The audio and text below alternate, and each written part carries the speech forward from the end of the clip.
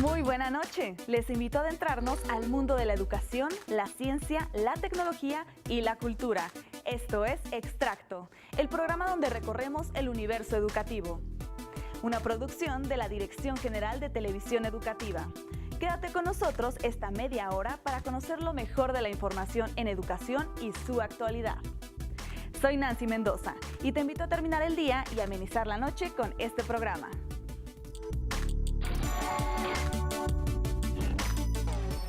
Escritora y locutora, una mujer que ha trabajado para defender la dignificación de la vejez. Ella es Emma Godoy. Hoy la celebramos con un reportaje especial en el cual conoceremos su obra y vida. Acompáñenos a ver más de esta maravillosa mujer. Irónica, divertida, fumadora, creyente y provocadora. Así describe Elvira Hernández Carballido, doctora en Ciencias Políticas y Sociales, a la autora guanajuatense Emma Godoy, una de las 8 mujeres que figuran en la Rotonda de las Personas Ilustres. A 100 años de su natalicio, le han realizado diversos homenajes. Uno de ellos en el programa de radio donde colaboraba, mostrando durante 100 días sus mejores participaciones. La fuerza que también tuvieron sus libros, que publicó varios, algunos así como estilo autoayuda, otros de gran reflexión filosófica, donde habla de la existencia del diablo, donde combina muchas cosas en las que ella creyó, y algunas también que fueron pues poesía a la vida, a Dios, algunas obras de teatro. Entonces realmente descubrir a Emma Godoy es descubrir a una mujer de miles de facetas, pero sobre todo con una gran disposición de compartir su vida. La hija más pequeña de 15 descendientes, que tuvo el matrimonio formado por la señora Abigail Lobato y el licenciado Enrique Godoy, expresaba que un país culto y no decadente estimula a sus ancianos, pues sabe que en ellos reside la parte sabia de la humanidad. Así logró convertirse en la presidenta de la Asociación Dignificación de la Vejez. Ella hablaba de esta forma de valorar a la gente mayor, de recuperarla, de no nada más mandarla a un asilo y olvidarla, sino de realmente recuperar su sabiduría, su experiencia, escucharla, pero sobre todo que fuera protegida, que fuera bien acompañada en los últimos años de su vida. Y por eso también es una mujer que en ese aspecto hizo una gran labor en nuestro país y marcó un antecedente muy importante, que ahora pues tenemos varias instituciones que apoyan a la gente en la llamada tercera edad o en esta vejez. De acuerdo con Hernández, su tumba evoca a la vida, pues es un libro abierto en donde se pueden leer poemas dedicados a sus creencias, a la vida y a la eternidad. Es una mujer de un humor increíble, de una ironía maravillosa. Ella misma se describía como humanista, mocha, medieval, totalmente antifeminista, que eso era, para mí fue muy divertido porque yo que me considero feminista, pues realmente simpaticé mucho con sus textos porque era irónica, era dura con las feministas, pero muchas veces tenía un argumento muy puntual para pensar qué es lo que estamos hablando las feministas y qué decimos. La doctora Elvira Hernández comenta que Godoy tuvo oportunidad de planear su propio velorio y pudo despedirse de todos sus seres queridos. Su despedida fue como ella lo deseaba, se despidió a tiempo de toda la gente que quiso, no se casó, no tuvo hijos, pero amó la vida profundamente y no necesitó nada de eso para ser la mujer que hasta la fecha se le sigue recordando. Godoy fue una mujer que reflexionaba sobre la vida. El radio le dio una proyección inmensa y su voz y capacidad argumentativa la llevaron a involucrar a la gente con su quehacer literario, el cual debe ser leído y recordado. La batalla de Centla es considerada como el primer enfrentamiento entre los conquistadores españoles y los indígenas mayas, ocurrido el 14 de marzo de 1519. A 500 años de este hecho histórico, conozcamos más de la historia de esta batalla. ¿Por qué conmemoramos este primer enfrentamiento armado que sucedió hace 500 años a orillas del hoy río Grijalva entre españoles dirigidos por Hernán Cortés contra indígenas mayas chontales? Hace 500 años, con mucha dignidad, los indígenas mayas chontales defendieron su territorio. No fue, como dice una inscripción ahí en la Plaza de las Tres Culturas, ni un triunfo ni una derrota, sino el doloroso nacimiento de lo que hoy es el pueblo mestizo de México. Es inútil suponer qué hubiera sido de nosotros de haber ganado las batallas, porque incluso dentro de nuestras culturas indígenas existieron conquistadores y conquistados, igual que en otras naciones. Para reflexionar, es necesario que tomemos de la mano a la memoria y a quienes nos hablaron de esos hechos para comprender qué pasó, por qué y en qué terminó. Centla o Cintla, el lugar del maíz maduro, era gobernado por el Alash Huinic, o jefe maya, llamado Taapsco, que castellanizado terminó dando nombre al estado de Tabasco. De la batalla de Centla tenemos poca información escrita porque los testigos que la narraron son un puñado. El principal es Bernal Díaz del Castillo, quien legó para siglos su monumental Historia verdadera de la conquista de la Nueva España. Hay también algunas referencias en la conocida como Carta de Veracruz de 1520 y en los memoriales de Andrés de Tapia, Fray Francisco de Aguilar y Bernardino Vázquez de Tapia. Pero ¿cuál era el motivo para atacar a los nativos de estas tierras cuando ellos se acercaban curiosos y sorprendidos por quienes llegaron del mar? Para esto se aplicó la ley conocida como de guerra justa, que consistía en hacer un llamamiento a la rendición y requerir la paz, lo que llevaba al sometimiento. Si no se subordinaban los rebeldes, se establecía la culpa y así se justificaba pues una guerra justa con derecho a la indemnización. Así que Cortés decidió esperar y el 23 o 24 atacó la ciudad de Potonchán. La estrategia de guerra de los indígenas, narrada por Antonio de Solís, consistía en pintar su cara y su cuerpo a manera de parecer espantosos y hacer huir a sus adversarios. Si esto no lo lograban, seguían gritos al unísono, sin interrupción, que perturbaban a los enemigos. Los indígenas no conocían ni a los caballos ni la pólvora, oportunidad que aprovechó Cortés para abrumar psicológicamente a sus adversarios y poder vencerlos. Entre los hechos relevantes que ocurrieron ese día, que se pactó la rendición, está el hecho de que Taapsco obsequiara a Cortés a 20 nativas, entre las cuales estaba Malintzin, Marina en español, una mujer que se convertiría en el tiempo en su traductor del maya al náhuatl, la lengua de los mexicanos. Y con ella, por cierto, Hernán Cortés tuvo un hijo, Martín, que nació en 1523. En los meses siguientes, Cortés continuó avanzando hacia Tenochtitlan, sumando ciudades mayas y nahuas hasta lograr la caída de la Gran Tenochtitlan en 1521. Estamos a las puertas del 5º centenario de este acontecimiento. La derrota de los mexicanos implicó que nuestros ancestros fuesen gobernados por España durante 300 años. El 21 de septiembre de 2021, después de un largo periodo colonial, celebraremos ese bicentenario de la independencia y el surgimiento de la República Mexicana.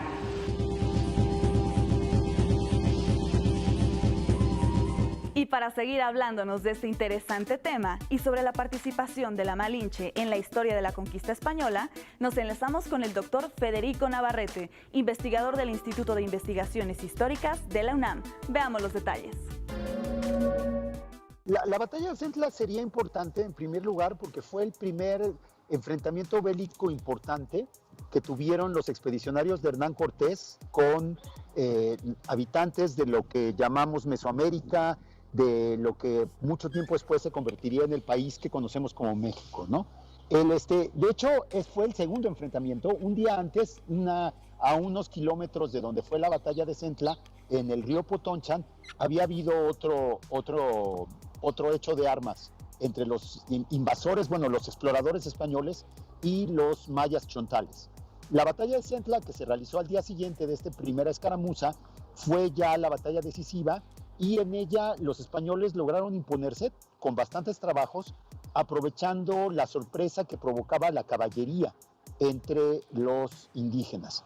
O sea, después de que combatieron con ellos cuerpo a cuerpo en una lucha en que llevaban las de perder porque eran mucho menos y sus armas no les daban tantas ventajas, Cortés y otros caballeros, otros jinetes, montaron un ataque a sorpresa por un flanco que desarticuló a al contingente indígena y los hizo huir por el susto y la sorpresa, y después de eso pues ya el rey de la región, el señor de Acalán, que era un señor chontal, que hablaba lengua maya chontal, decidió no enfrentarse más a los españoles y comenzó un periodo de negociaciones con ellos que duraría unas 2 semanas todavía, y al cabo del cual, por ahí de mediados de abril, todavía faltan unos días para que se cumpla el aniversario, finalmente este señor le regaló a los españoles una docena o más de indígenas mujeres cautivas, esclavas, entre las que estaba la famosísima Doña Marina, Claro. como la bautizaron los españoles.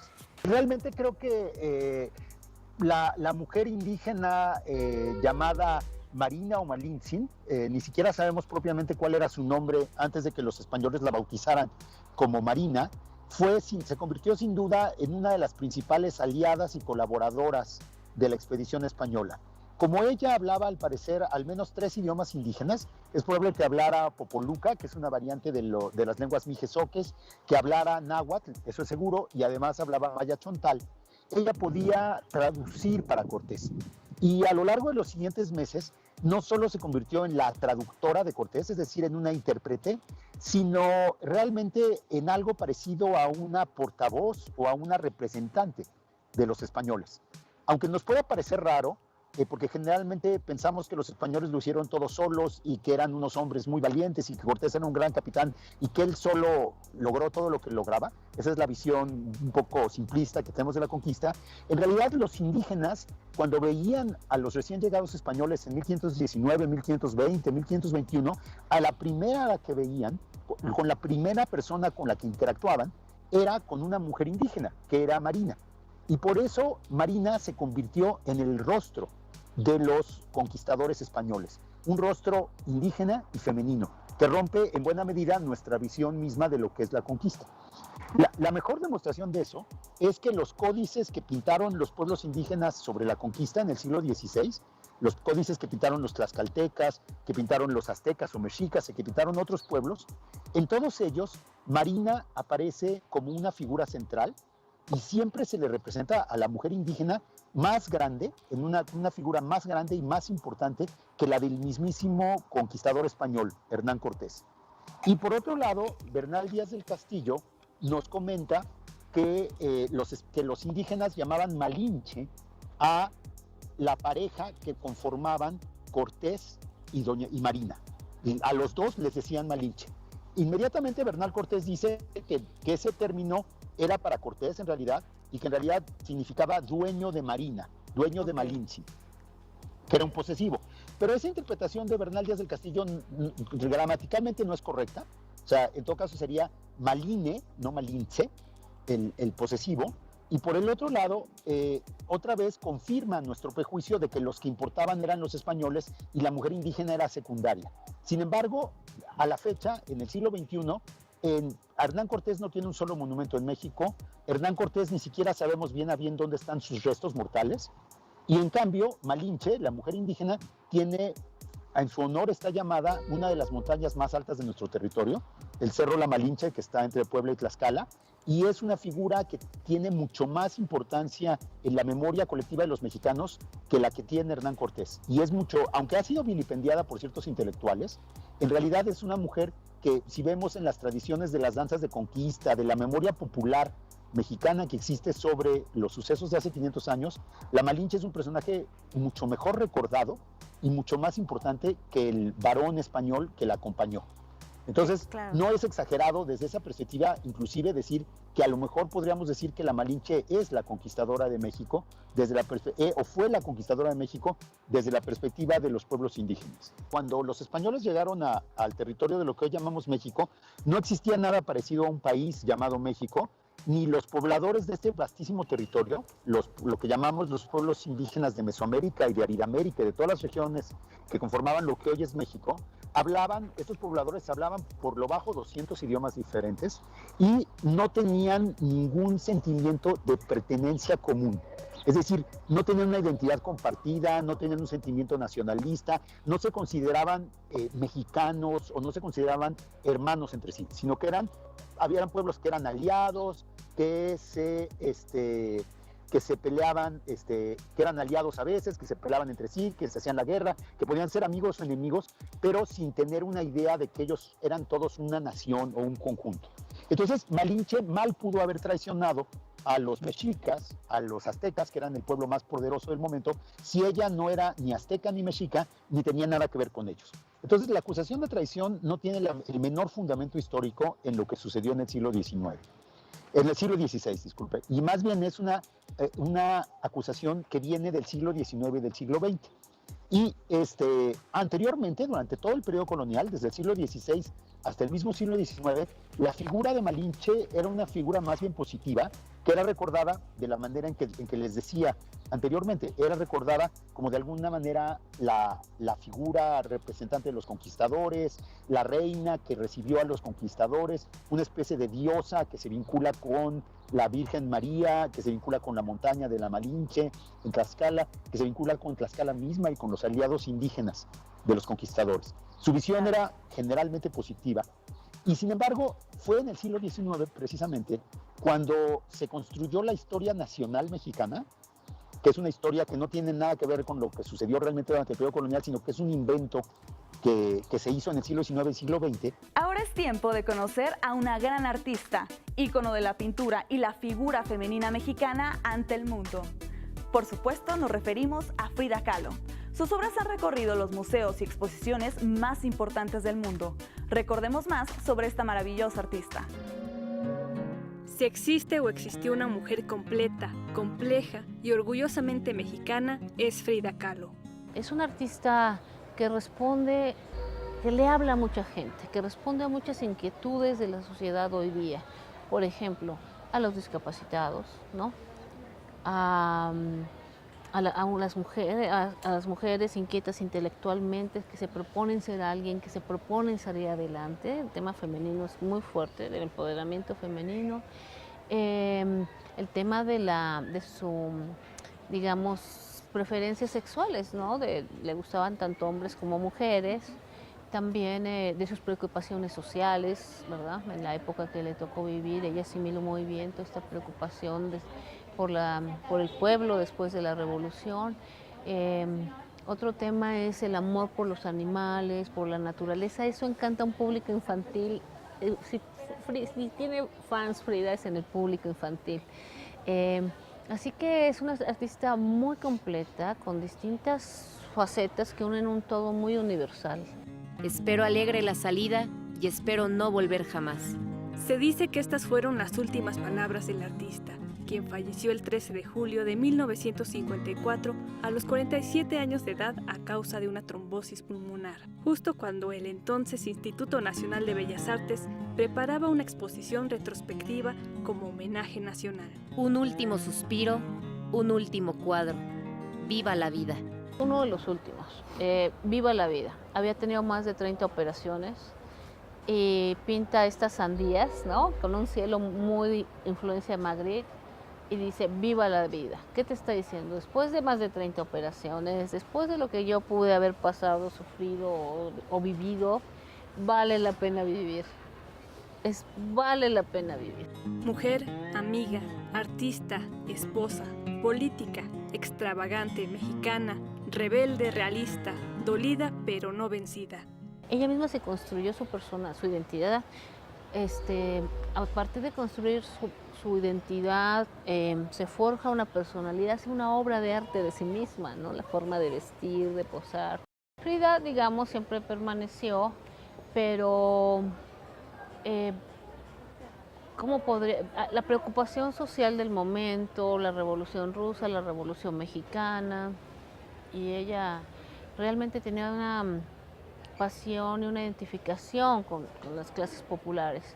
Eso sí, pero no creo que fuera una convencida comunista, no lo veo en sus expedientes, no lo veo en sus archivos. Realmente lo que puedo decir de eso es que eran más artistas que políticos, pero que sí tenía una preocupación social. Después, bueno, ella quiso ser madre, tuvo 3 abortos, no pudo y por eso adopta a los animales, su venado, su loro, su chango. Aquel trágico accidente fue un parteaguas en su vida.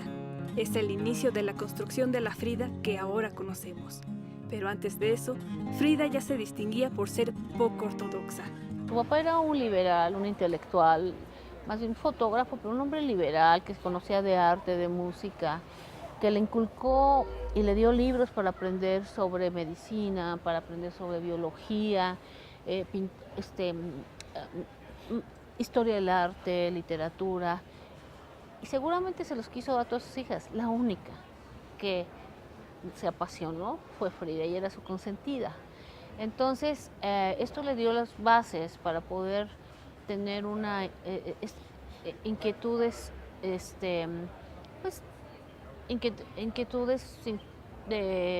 por el conocimiento, por distintos conocimientos. Además fue la única que estudió en la preparatoria, y en la preparatoria era una población de 30 mujeres y acaso entre 1000 hombres. O sea, ya se destacaba como alguien que quería estudiar y que era rebelde. Guillermo Kahlo, su padre, y Diego Rivera fueron el soporte de la seguridad de Frida. Me acogiste destrozada y me devolviste íntegra a la vida. Para ser una mujer libre, para ser una mujer sin ataduras sociales, con inquietudes, muchas inquietudes, amaba la música, te digo, le encantaba la lectura, explorar las tendencias de las vanguardias en Europa. Es el vivo retrato de la mujer de hoy en día que quiere superarse, que quiere salir adelante, que se siente contenta con lo que está haciendo y que está buscando en su meta de vida está el ser profesional. Ella es Frida Kahlo, la mujer más libre, prisionera de su cuerpo que nunca detuvo su paso ante ningún obstáculo. La mujer que logró que su esencia permaneciera durante generaciones. Magdalena Carmen Frida Kahlo Calderón, que nació el 6 de julio de 1907 en la Casa Azul de Coyoacán. No. Yo nací en 1910, con la Revolución.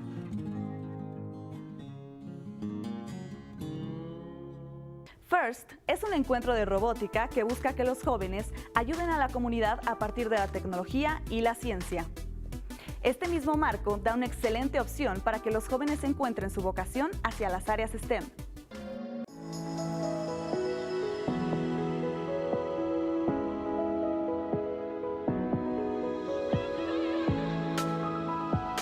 Al final del regional de FIRST Robotics Challenge, llevado a cabo en la Ciudad de México, hubo ganadores y ganadores, así como se oye.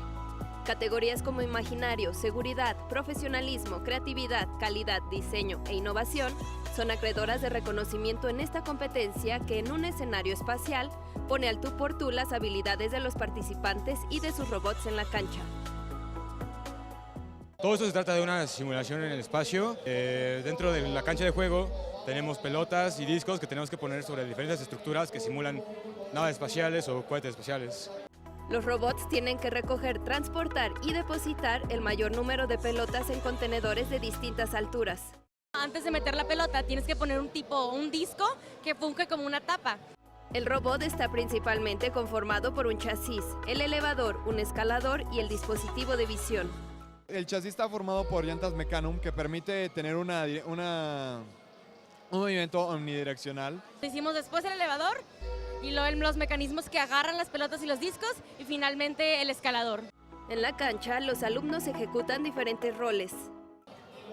Mi rol es driver, soy el que controla el robot dentro de la cancha y quien se encarga de los subsistemas de colocar discos. Un driver configura todo lo que son los mecanismos y el otro driver agarra el chasis y mueve las llantas. En cualquier eventualidad, todos deben estar preparados. Nuestro Drive Team está conformado por todos los integrantes de ingeniería que están completamente capacitados para arreglar cualquier problema, tanto en ingeniería como en electrónica.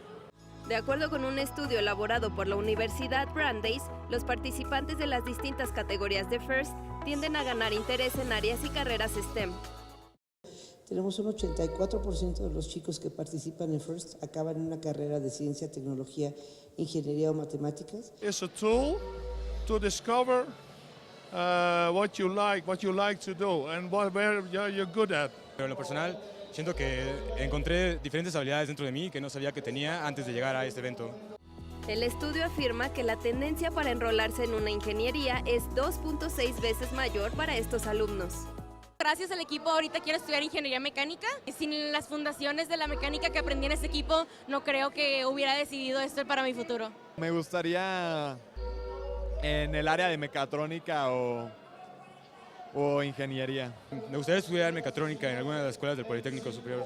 Lo que se ha necesitado, se sigue necesitando y se va a necesitar es que las competencias de los ingenieros también estén enfocadas a temas asociados con innovación, con la implementación de innovación y resolver problemas y aplicar mucho la creatividad. Comunicación, resolución de conflictos y gestión de tiempo son algunas de las habilidades que este tipo de actividades potencia en sus participantes.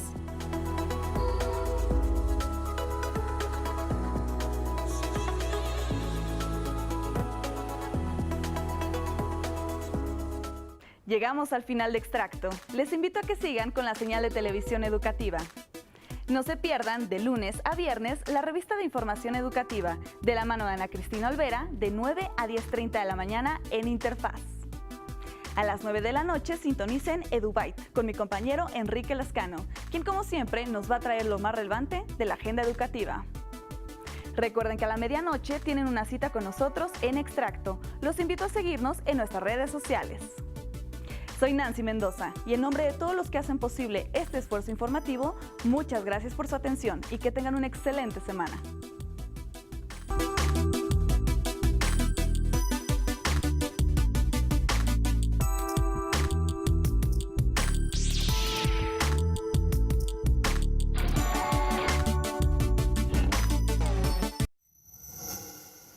Gobierno de México.